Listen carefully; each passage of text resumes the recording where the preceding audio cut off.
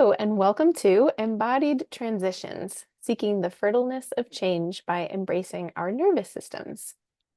We are your facilitators, Lauren Stabel. And I'm Angela Carolina, and we're the co-conspirators of Engage, Feel, Think, Connect. Okay, let's get started.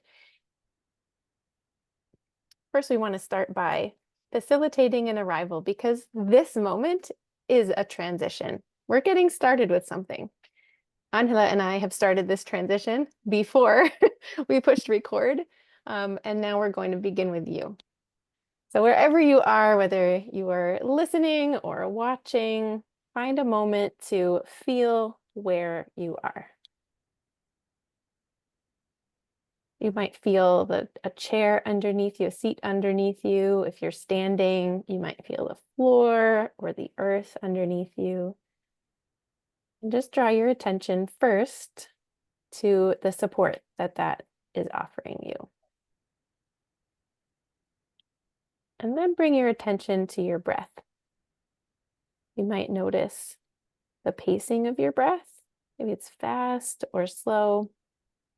Maybe the texture of your breath could be bumpy or smooth or something in between. Maybe notice the sound of your breath, of your breathing. Maybe your breath is deep, or maybe it's shallow today. No need to change anything, just simply noticing how it is with your breath today. And of course, this is just an offering. You can just listen, or you can do this along with us. And now, the next time you take a breath in, see if you can draw your awareness with the breath all the way down to what's supporting you underneath. Breathe into that. And then exhaling, breathing all the way to empty. And then feeling that cycle of the breath, breathing in to fullness, and then breathing out to empty. And you can stay here, just, noticing kind of when you reach full and when you reach empty. Or you might start to play in between the part of the breath in which you are neither empty nor full, but on your way from one to the other.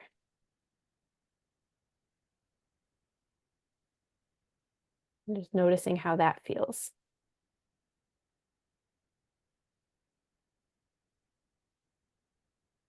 And as soon as you've had enough, you feel ready, you're aware enough of your breath and of whatever it is that's holding you, and start to bring your attention back to this facilitated arrival space, whatever you're watching on in this space that you're watching from. And I see Angela doing this. You can either look to your left, look to your right, and then meet us here in the middle. Okay, so we want to invite you first, as any good teacher does, to reflect on, what are you bringing? What is your knowledge of this concept of transition? What are you bringing to this experience today? So take a minute to write or draw or move around if that's the way that you process best. And these are our provocations for you. When you think of the word transition, where do you feel it in your body? And what is the purpose of a transition? So we invite you to pause the video, set your timer, even if you're somebody like me who gets very easily distracted, set your timer for 1 or 2 minutes, and just free write or draw or move for that time. And then when your timer goes off or when you feel ready, start the video up again. So pause for as long as you'd like, and then start the video when you're ready to move on.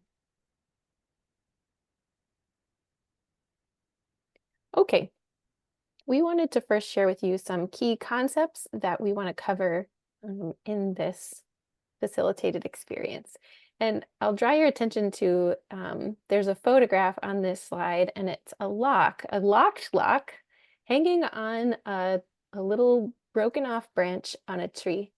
And I love this image for the concepts we're about to share with you because the lock is locked. And at first, our brains might go to like, oh no, the lock is locked and I don't have the key. But actually, if you look closely, right, you literally could just lift the lock right off of the broken branch on that tree. You don't actually need a key in order to get that lock. You have everything you need already. And so we want to invite you in that spirit to play with these concepts with us. The first one is that healing transitions are slow. They take a long time and allow space for the unpredictable. And you might have even noticed the transition in, the facilitated arrival was slow. It might have taken a longer time than you're used to experiencing at the beginning of a workshop or a webinar, something like that. We took our time. The next one is intrinsic motivation plays an important role in the design and facilitation of a transition. And the third one is that transitions hold the potential to support relationships and development for adults and children.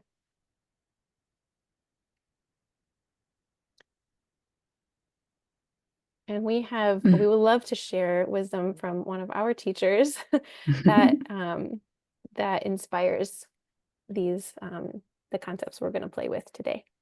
Yeah. So Rev Angel Kyoto Williams, in her book Radical Dharma, says, we don't have to fix people at all. We have to trust the evolutionary draw that is. What pulls you forward is presence. Presence is what motivates people and what you get out of it. As you choose to be more present, you are more present. What does presence allow? It allows us to see ourselves and others. By choosing presence, we learn to let go of our own discomfort and experiencing ourselves in a trusting way allows us to trust others more. As a result, we are drawn deeper. Thank you, Angela. And may I share with the with the Please. viewers? So we both really resonated with this quote because when we study healing-centered education, we try to practice healing-centered education. There's all of a sudden, almost this unconscious idea appears that like, oh, okay, now I have to help people heal. I have to be, I have to do something. But then the more we realized it's like the presence is the magic, right? And Angela had this beautiful idea that came while we were thinking of our podcast episode, or sorry, season 2. And she said, presence is the ancient technology of care. And so powerful that like the lock on the tree that we could just slip right off of that broken branch. And even there's something broken there that helps us access the lock. It's like, what do we have always, anywhere we decide to choose is presence. Thank you for bringing that into the space. Mhm. Thanks for your brilliance. So healing transitions are slow and they take a long time. And Lauren mentioned a little bit about the way we started this moment and how we are here. And recently, I'm in a very big transition in my personal life. And historically, I would have encountered the rupture that happened and said, I'm packing my bags right now and I'm leaving. But in learning about myself and learning about the way that I move, being present with the way that my anxiety and my depression sort of responds and reacts when I just react. I decided I was going to slow down. I was going to I have time. I have financial support and the support of my family, the support of my loved ones. I have the support of sometimes my medicine, and the support of of all of the different things I put into place to be able to transition slowly. And and so I wanted to share a little bit about that because I sometimes think that transitions come and we're instantly like, okay, get to the next thing. And Lauren's going to share a little bit about that part. Um, but I would like us to sit with a little bit, or when you have a moment, to sit a little bit with what it feels like to just slow down in the midst of a transition. But Lauren, please share what you were going to share. Yeah, I think what I originally was going to share is changing a little bit because what you just said made me Aha. think of something different. And um, we in my family, we just started foster care. And so there are lots of transitions involved and sometimes we have control over certain aspects and we don't have control over other aspects. So as a child is leaving my home and moving into a different home, um, I realized that I actually needed to experience that transition too. Originally, I was thinking, right, like the last slide that we were mentioning, um, oh, it's my job to facilitate the transition for the child. But I actually also need to facilitate the transition for myself. And as I'm preparing for the child and we're talking about the changes that are coming together, I'm still going through the transition and like they are in their new space, I'm still going through the transition at home. And so I did experience tears and which one of our teachers, Solana Booth, um, calls saltwater medicine. And so there are things that do take time. And I didn't feel tears coming when I said goodbye to the last child who stayed with us. I felt them the day, the day after. So it's, these things do take a long time and there is unpredictableness. Like even the photo on this slide is these beautiful icicles hanging from a plant that was sticking out of the water in wintertime. And so you can see that this what I thought was really beautiful. I encountered it going for a walk outside. Didn't just happen in like in a split second. Um, there was a rupture, right? Because the temperature started to change. All at some point the water starts to freeze compared to just hit the branch and then drip off. And so these icicles are like a really visual and concrete way for us to see how transitions do take a long time. And there is room for the unpredictable in that ending up creating something that could be quite beautiful, but has all these different intricacies and is quite complex when we stop to look at the transition as a whole. Um, and when we think about the way that transitions really do happen, right there, we go through them all the time. Almost every moment in life, we're going through a transition. If you teach young children, almost every part of the day involves some kind of transition. And you're trying to move a lot of humans through this transition. And like Angela said, we might end up really focused on where we're trying to get to. And maybe that came up for you when you were reflecting about what transition, what's the purpose of a transition. But we propose the purpose of a transition might actually be healing. So when we move through it slowly and expect the unpredictable, then that can be healing. And I'm just going to give you a visual that we made, thinking about the transitions we go through in a day in a classroom, right? We have this beautiful schedule that we make. It's all like, we're going to do this from 9 o'clock until 9:10. And then we say what's going to happen. And we're supposed to do that for regulations. We're supposed to have a schedule on the wall. Of course, we need some kind of guide about what we're trying for when we're working with so many people and the adults on the team need to be collaborating and cooperating in order to support everybody's successful move through the day. But what it really feels like is more like this like meandery, like it almost looks like a river actually. I don't think we've talked about that before, but it almost looks like a river here. And Yeah. you see these, those are the daily routines. And we kind of stick with our schedule the best that we can, whatever times we said we're going to be up there. Yeah. Um, But of course, then there's like ideas that pop up spontaneously. And if we try to rush just to get from one thing to the next, we might miss some really interesting ideas. Then we might occasionally have special events that we have as part of our day that kind of throw everything off of its regular routine. And those are important too, right? Those are about community building and um, special experiential learning experiences, building relationships. Those are important, but they're different. And then the little starbursts are the ruptures. So these are the things we really kind of resist. Um, Challenging behaviors might be one of them. Huge emotional expressions might be another one. And we feel these things as inconvenient because we didn't plan them. But right? remember, if we go back, right, we there is actual space for the unpredictable. And so if Right. we're say we don't know when these things are going to happen, but they're going to happen, like after enough years of teaching, there's going to be multiple ruptures every day.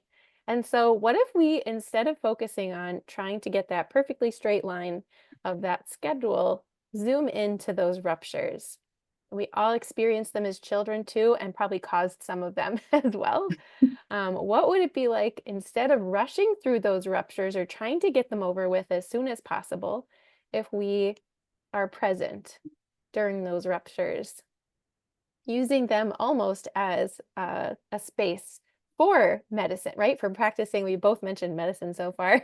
Like if we have those tools for ourselves to use during those times, even though we don't know when we're going to need them, then we might be Yeah. able to settle in to those ruptures and find meaning in them, and healing in them, because probably we didn't get to experience that slowing down process when we were the cause of the rupture in an adult's life, right? Yeah. Um, yeah. Anything else on this one, Angela? Yeah. No, I think it's coming up. Okay, perfect.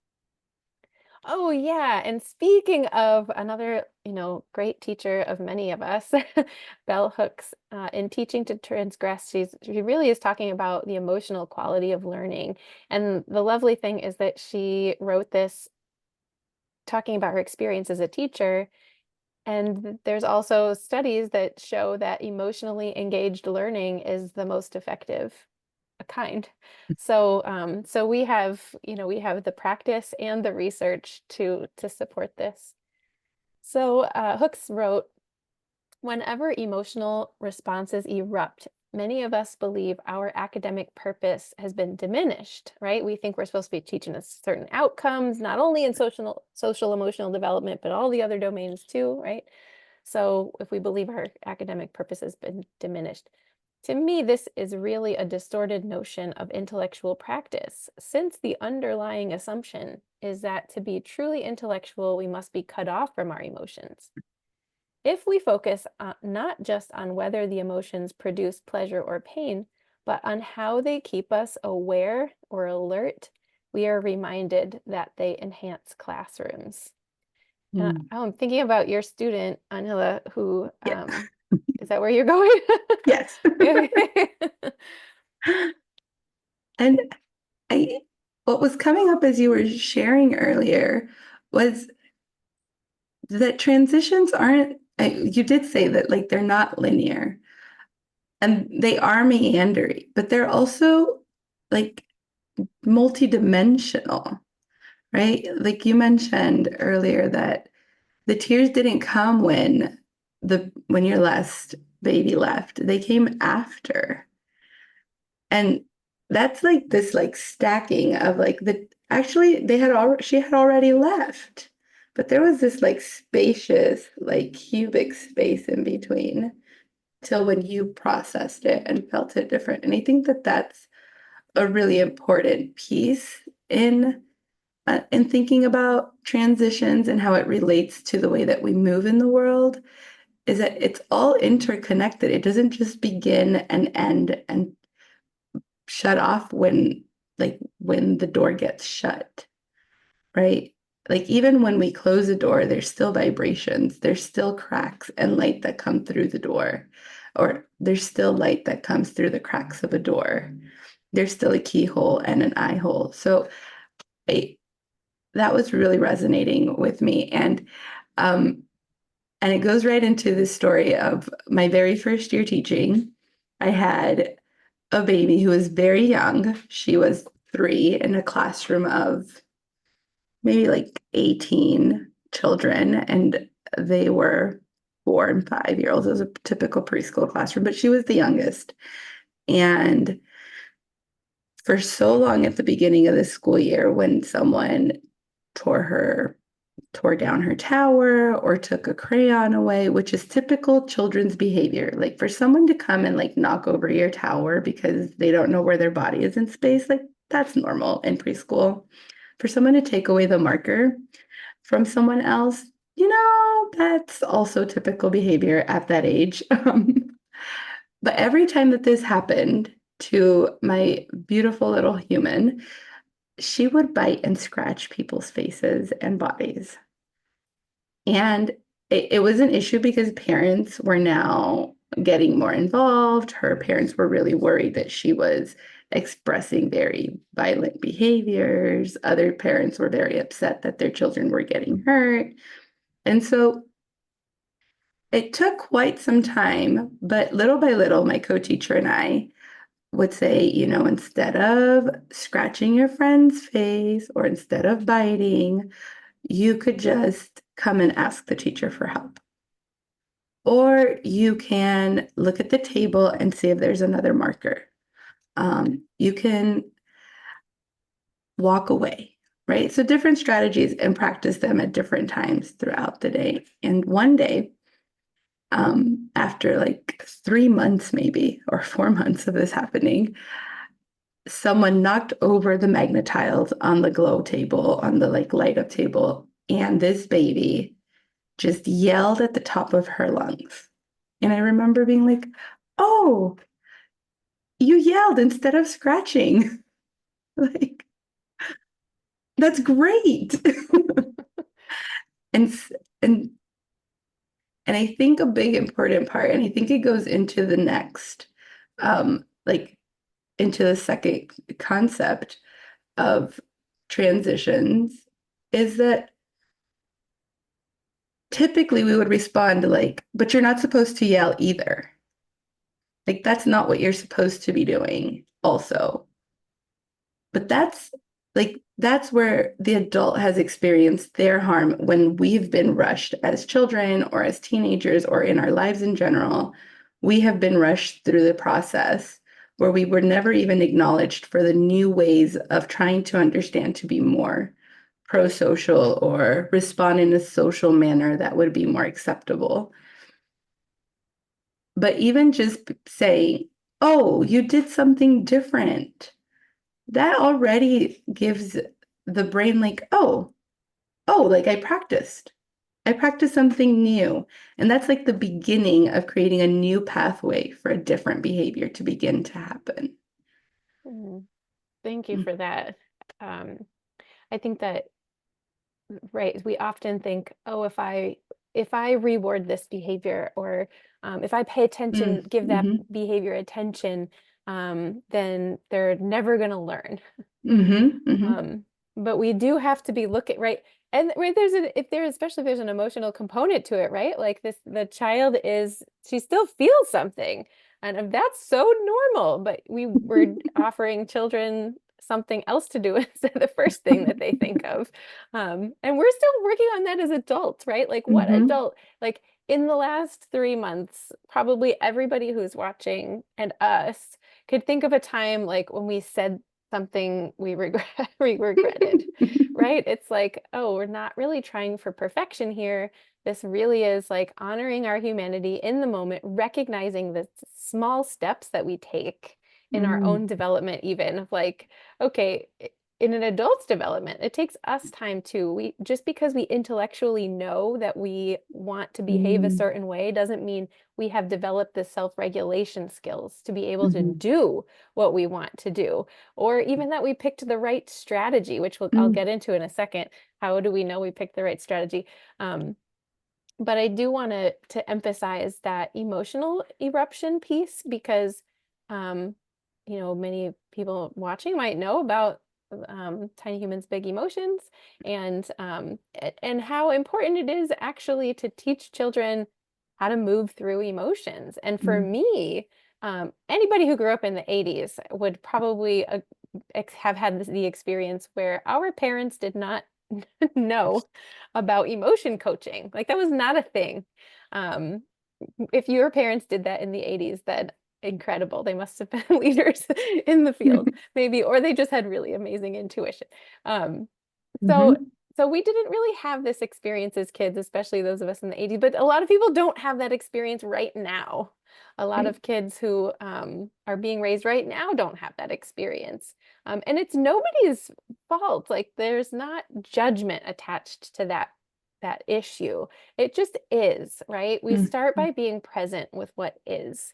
And Right. then the moving through the emotions piece really does slow us down. It is connected to the first and the second like concepts that we're talking about here, because in that slowing down is where we learn how to process emotions, and we Mhm. do it together. And that Mhm. part, we have to learn it as adults in order to be able to be with children when they have, right? We have emotional eruptions. We Yeah. know what those feel like, but do we know how to move through them in a way that, Mhm. where we have a sense of agency, or in a way that we want to teach to young children? So we have to be patient with ourselves and our own journeys, but also expect that those eruptions are going to happen with children during our day. And again, I think yeah, there they are, right? This is an opportunity for us to meander, to slow down, and this is the good stuff. That this Yeah. is at the in order for kids, right? Even kids who are leaving our classroom, sometimes, I worked with a teacher who was like, they're going to this essentially dysfunctional school system in which nobody's going to pay attention to their emotions. In fact, they're going to get sent to the principal's office if they Mhm. express themselves this way. And I thought about that for a few years, and I kept working on this, and I kept practicing. And the conclusion that I came to in my own experience is that if we provide, and in research, if we provide the context, if we teach kids in which relationships it's safe to process their emotions, then they'll actually be able to distinguish those adults wherever they go next, even if the next environment they're going to is very different from our classroom environment. Or maybe they're going to have more chances to practice depending on where they're going. I also wanted to just mention while we're talking about the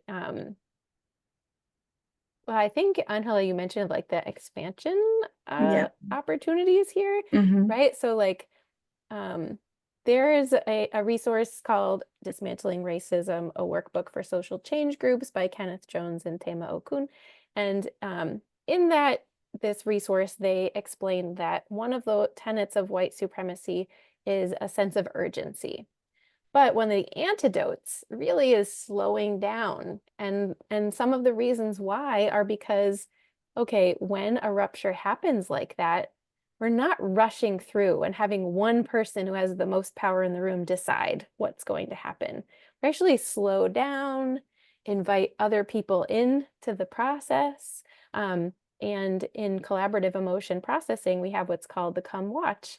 So instead of sending kids away, when somebody's having a big emotion, we invite them in, unless the child who's having the big emotion, if their emotion gets bigger or their expression gets bigger or more resistant with other kids being a part of it, that's a sign that they are not ready for that. There might be some shame to work through first. Mhm. But whenever we can say, okay, right, your prefrontal cortex is engaged, emotionally engaged, because you're curious, intrinsic motivation to learn, and ready to learn, because you're not in a fight or flight context right now. The child who's Mhm. flailing might be.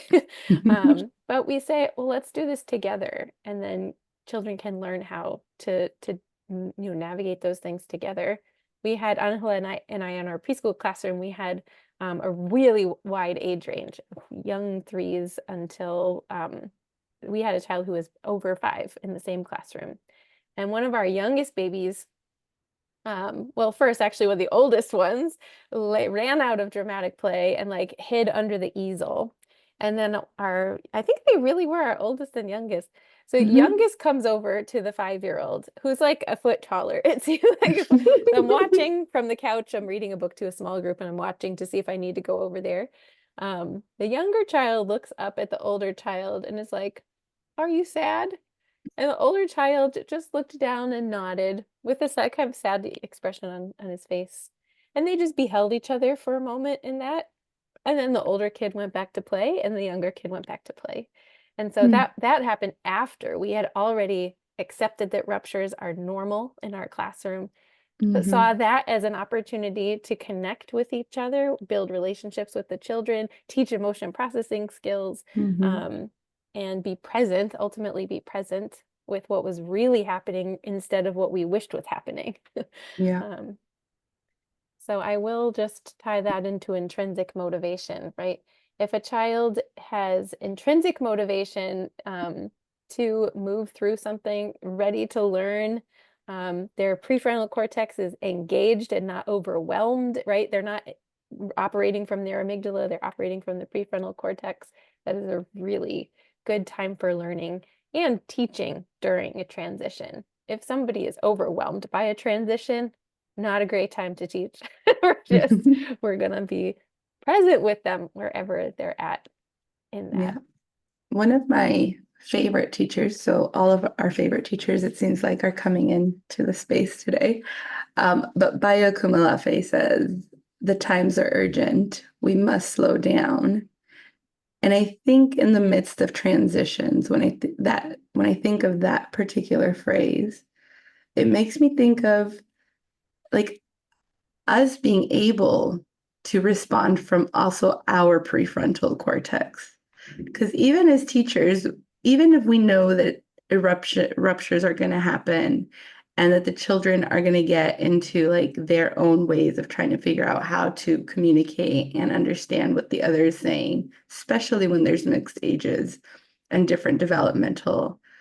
um, different developmental behaviors happening, that those things also dysregulate us as the adults. Even like it taxis us throughout a day in a classroom. Even if we like are the most connected to ourselves throughout the day, that one rupture and that potty accident and that bite and that extra report that we have to write and that parent the email has to get responded to, all of that is taxing on our own nervous systems. And so it also makes me think like to care for our own selves in the midst of transitions, we must slow down because we also get to heal as we're providing healing spaces. We also get to coexist in a classroom where we are the teachers and we have learners because like we are learning from them the way that they are learning from us and we are teaching them the way they are teaching us. So we also exist there. And I think this goes to your mirror neurons Hmm. that you mentioned the other day. Oh yeah. Yeah, I don't have a study to back this up. I maybe there's one out there that I haven't found yet. So if you're watching this and you know of one, please let me know. Yep. Um, we keep talking about, when we are able to provide something to a child that we wish we had been provided when we were Mm, children. That there's something extremely powerful and healing in that. That kind of like our inner child gets healed at the same time as we're providing this thing to a mhm, child in our lives. It occurred to me the other day that it's potentially because of mirror neurons. So whenever we watch somebody doing something, similar parts of our brain get activated. Even we're watching a game of tennis, like similar parts of our brain are active, like the people playing tennis, like the tennis players. mm, mm, So if I get to observe a child receiving my loving care, my slowing down, my presence, then perhaps my mirror neurons are also, acting like their neurons in that mm, moment. And maybe I actually do get to like literally heal. Can somebody Mhm. please do research? Because I'm so curious if that's the thing. But potentially one of the reasons why we might even experience that in real time. Mhm. Mhm. I will also add about intrinsic motivation is that when we think about schools, like transitioning schools, or especially the supports that we have in place for exceptional learners, right, in our classroom, and where we want to make sure, or maybe they're ending early intervention, they're Mm. moving into a preschool context. Um, Maybe they're ending services because they don't need them anymore. So Yeah. we don't need to bring the adults as part of that transition, do not need to bring the children along every step of the way. They actually don't need as much time as we do to Mhm. understand, prepare for a transition, move through it, and arrive in the next context. The adults, as the people facilitating the transition, right? Angela and I started preparing to facilitate your transition before we pushed record on this workshop. Mhm. The adults in the child's life, again, that, slowing down as the opposite of a sense of urgency, right? Gives us time for authentic collaboration. So, when are people curious about the transition that's coming up? That's a good time to start sharing information. Adults often, it depends on your Mm. anxiety as well. Some Yes. people really, for me, planning is very grounding. I can also take it way too far and, imbalanced. I'm like planning way too much, spending time planning things that are maybe or maybe not going to happen. So there's balance in there, but the way that I've learned to know that is because I'm actually paying attention to how I feel in my Mhm. body when I'm planning. If I'm Mm. connecting with somebody else about the plan, that can be really helpful. But if I'm rushing somebody along, like I might feel my shoulders getting tight, I might feel Mhm. like my head hurts a little bit, or like I have a swirly brain looking at my calendar.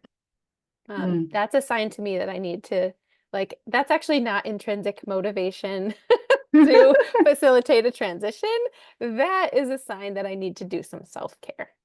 And Mm. so Mhm. learning to distinguish between intrinsic motivation and maybe your nervous system's request for attention in a different way can be a really helpful part of moving through a transition gracefully and collaboratively.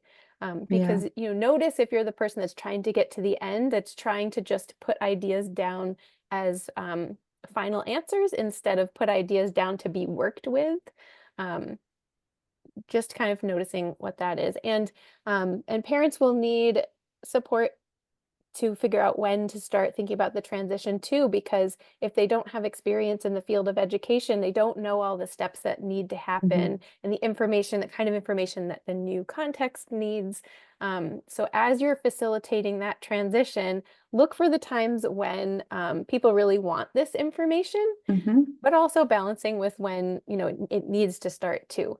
So, Yeah. not to overwhelm people with all the information right at the beginning, but supporting people at the times when they really are motivated to know the next set of information. Yeah. And I think that also pulls us into thinking a little bit of like, how do you want to feel as the school year goes through? Or as the, because right, we know in within a school year, there is a beginning and an end. The children will come and some of them will go, and you will get new ones again, and they will also go at some point. And so I think a part of it is also noticing how you want to feel in the midst of the transitions and then creating the protocols and the procedures and the systems, which will take time. This will not happen in your first year of teaching. It might not happen in your second year of teaching. I think Lauren and I have found that like it's at year 3 at our new jobs that it's like, oh, the protocols and the systems are like in a place where I can pull from all the resources I've built, which is also an example of like how the length of time to put and build things into place so that they feel good. Um, Even like being able, like it also gives the body time to be like, oh, we're not like reacting anymore. Like we can like just take a deep breath now it also takes the time, it also takes the body time for that to happen. So even just asking yourself, like, how do I want to feel when these transitions begin, when they want to come? How do I want to respond to the questions? Are really good tools to begin to like listen to your own nervous system as you begin this practice. Yeah, thank you for that too. Yeah, be patient with yourself when you're first starting to work on the Mhm. systems and protocols to put in place. I will call attention to the photo on this slide as well. And Mm, what you're looking at is amaranth and beans, and they actually grow well together because the beans can climb up the amaranth. Um, and the amaranth might be, I think, a nitrogen fixer. Oh no, it's the beans that's the nitrogen fixer. So that actually serves the amaranth. I'd had it backwards. mm, Um, so the amaranth needs nitro, all plants need nitrogen to grow, but the beans are using the amaranth to climb, but they're also fixing nitrogen in the soil for the amaranth to use in order mm, to grow as well. These plants are using intrinsic motivation in order to grow beside one another. mm, And so just a little micro example of a transition you might go through if you're an early childhood educator on a daily basis is like, okay, clean up to circle or circle to outside. mm. A way that we handled this and really used intrinsic motivation, because, right, I mean, most kids in the class are not like, yes, it's circle time. Like I've actually never heard a child say that. No, So we no. often, I mean, we didn't have circle time every day. We didn't make everybody come for number one. Um, but large group learning is not where large groups are not where children do their best learning. Small groups is where Right. children do their best learning. But somehow as teachers, we feel compelled to gather everybody. So we really tried to build intrinsic motivation in, right? We had circle time at the end of of choice time and before going outside. But motivation to clean up is also not quite as high. So this combination of like, oh, let's clean up so we can go to circle time is just not working. So what we did, we decided to ditch cleanup time after Yeah. choice time, and we left the classroom was a mess except for the area where we gathered. So the children who hated circle time, which is fine. They don't need to like circle time, and that'll be a whole other presentation.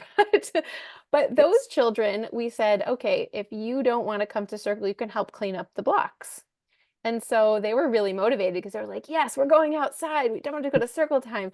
And they actually, cleaning up 100 blocks is really hard work. But Oh, yeah. we got into a routine where we would only allow 6 children to do it. You would get your ticket. Only 6 kids could get a cleanup ticket for the block area. So that would Hmm. reduce the size of our circle time group. Right. And we cleaned up the blocks, pretending we were like delivering blocks and signing off on, and we had a great time cleaning up the blocks. And these kids knew how to clean up the block area. That is intrinsic motivation to use executive function skills to self-regulate, to stick Hmm. with the task from beginning to end, to organize the blocks and match them up on the shelves to like sorting them. I'm talking to like 100 blocks, right? So Hmm. that was really motivating for them. We often make kids come to circle time thinking they're going to learn executive function by doing that, but that's not how kids learn executive function. They can Right. practice the skills they already have. But the kids who are doing the block cleanup were actually learning executive function skills while they were doing that activity. Um, Everybody who came to circle time would then get to choose the area of the classroom where they would clean up. It didn't have to be the place where they played. And they would Hmm. choose their cleanup ticket for the part of the classroom they were going to clean up. And they got to go outside as soon as they were done cleaning up that area with their cleanup team.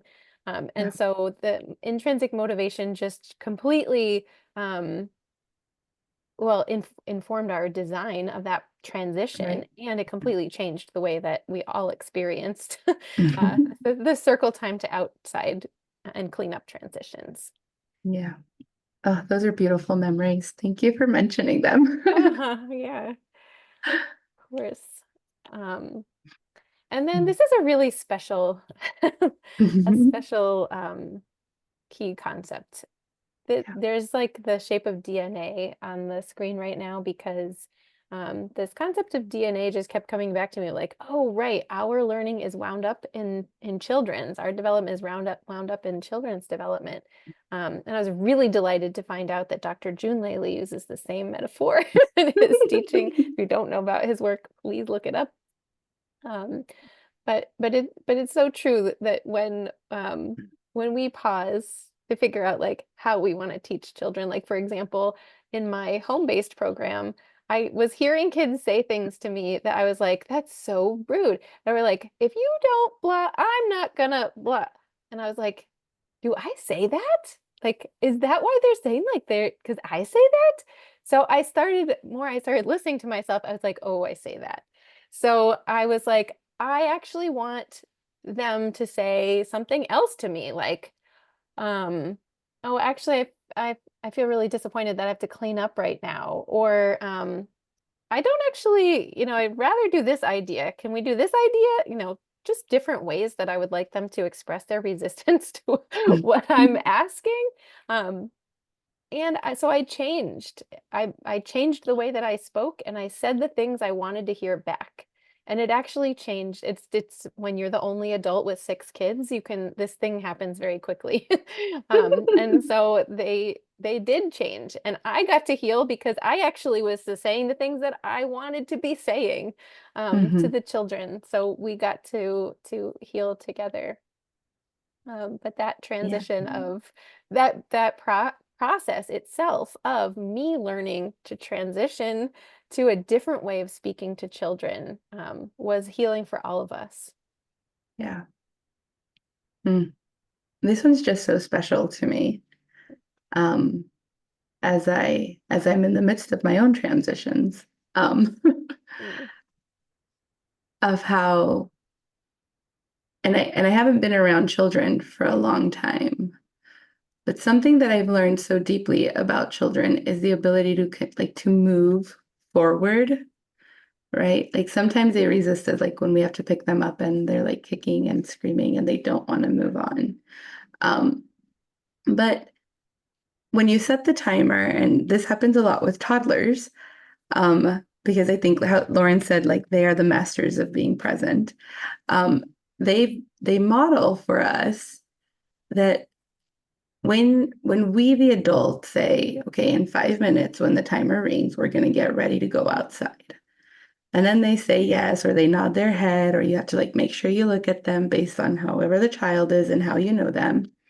But then the timer rings and they're really good at saying just one more minute, or they're really good at saying, okay, and they're ready. And that, when I noticed that in my toddlers, because that was the last classroom I taught in, it helped me heal the parts of me that the adults had modeled for me of not letting go. So I learned not to let go because the adults had taught me that I didn't have to let go, that I could stick to my will and stick to my stubbornness of like making things be a certain way. But when I was with my toddlers and I did this timer thing and was communicating with them, they taught me like, oh, okay, we can go. Oh, no, not yet. I need another minute. And we can have another minute, actually. Oh, like actually we can go now. And it feels different to just be able to sit with it versus like rushing through it when I think of this specific concept. Like we're so blessed that we get to learn together and we get to heal together. And that our bodies are, and like even like our insides, like our bodies and our own neural pathways and all of the things that we've lived in our lives that have caused harm also get to be held as we are in these moments with young children in in in a present way. So thank you for always bringing this image. mm. You just Yeah. said, even when you just said we can have another minute, my whole nervous system was like, oh, yeah. Like we can. Mhm. Like We can. we often that message does not come to us very often, right? And even it's Yeah. like, did they learn the things? Do you have all the things done on that list? Do you, right? There's Hmm. did you write the assessments? Did you write them this way? Did you get that back to that those 3 emails that were waiting in your inbox from last night? Hmm. You know, it never feels like we can take another minute, at least for me. Hmm. Um, but actually we can, right? Hmm. 60 seconds. 60 seconds. It's and toddlers can teach us that. Yes. Yeah. There's one more story I wanted to share about this one that really affected me in a very deep way. It kind of at the beginning of this journey or this realization is that we had a student who it was just like a mess after lunch. It was towards the end of lunch.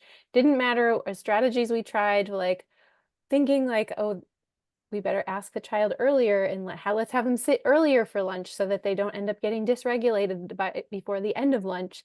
So this child was like knocking yogurt on the ground. That wasn't his.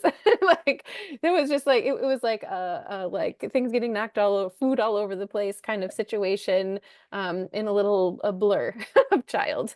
And so I was getting frustrated. I was like, we've been trying these things, nothing's working. Um, and this in my personal life, I was in a new relationship. New relationships after divorce are a special thing to experience.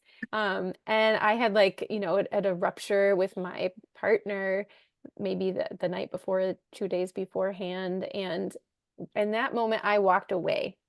And all I wanted was actually a hug. But I could not get myself to go back for a hug or even like I probably wouldn't have been offered one if I did, or even to offer a hug. And that was sticking with me. And I was like, oh, I just have to like take care of myself, I guess. Then this happened in the classroom for several days in a row. I finally decided, you know what? When I was upset the other day, all I wanted was a hug. And I wouldn't have even Hmm. cared if it was from my partner, who's the one who made me mad in that moment. Hmm. And so I was like, I'm just going to offer that to this kiddo right now. And I was like, wow, we are both really upset. Would you like a hug? I was expecting the child was going to say no because they were mad at me. But the other thing happened. The child like melted and was like, yes. And reached his arms up and we embraced one another and we were like, okay, now Hmm. let's clean this up. And I'm pretty sure my memory could be wrong, but I'm pretty sure that after that day, that didn't happen anymore. That mess at lunchtime did not happen anymore. And we cleaned up that day together, and then Hmm. we were able to move on. But because I had slowed both of those things down for myself, my awareness my presence was already slowing things down. I was able to try something different. And so the transition for that child in his development, that rupture that had happened in our classroom every day, the rupture that had happened in my personal life, these things started to change at the same rates, and it Hmm. felt Hmm. incredible. So yeah, I just wanted to share that story as well. I love that story. Mhm. Okay. So, just wanted to revisit the key concepts and read them over one more time before we come to the end of our time together. So, healing transitions are slow, they take a long time, and allow space for the unpredictable. Intrinsic motivation plays an important role in the design and facilitation of a transition. So this is where you can like begin to ask yourselves, what do you want to be feeling even before the new school year begins, even before you get hired to become a teacher, even before um, you move into the new school or into the new space. And transitions hold the potential to support relationships and development for adults and for children. And so take a moment to reflect on your original answers, any new ideas or sensations that have come. When you think of the word transition, where do you feel it in your body? And what is the purpose of a transition? when we're done, feel free to finish answering these. You can also pause the video right now and take a couple of moments, set a timer, as Lauren mentioned earlier. Do whatever feels good for your body. And so, as we begin to think a little bit about our bodies, or I'm going to encourage us to begin to think a little bit about our bodies.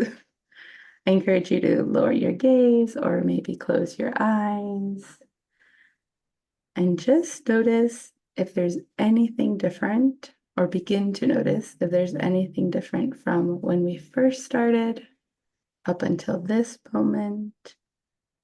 Maybe you're feeling really excited, or maybe even like, oh my God, I have so many new things to learn. Just notice. Maybe notice where you feel it in your body. Um, I'm sitting in a very awkward position, so like one of my legs is like, oh, but I'm ready to move now. Um, so just notice and begin to breathe and notice the breath.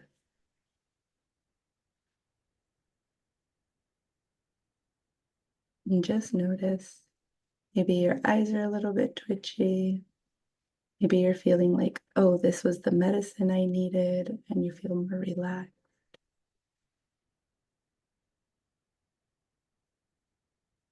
And if it feels good to you, maybe allow yourself to take in deep breaths and slowly let them out, like elongating that moment now from regular breathing to more intentionally deep breathing.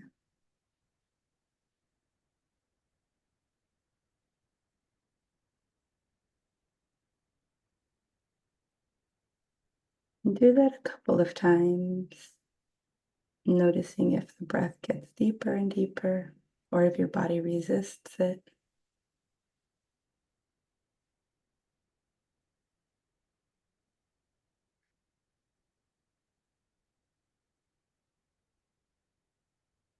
And when you're ready, begin to maybe open your eyes or lift your gaze.